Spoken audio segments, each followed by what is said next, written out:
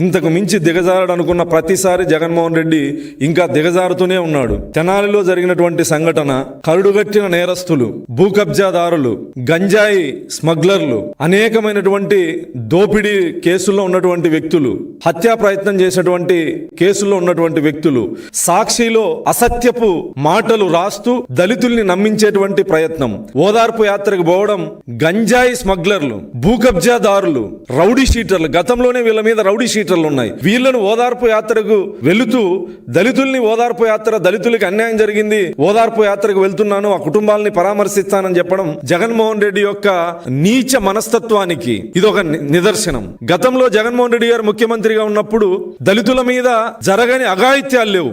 దళితుల మీద ప్రతినిత్యం దమనకాండ జరిగింది, హత్యలు జరిగాయి, మానభంగాలు జరిగాయి.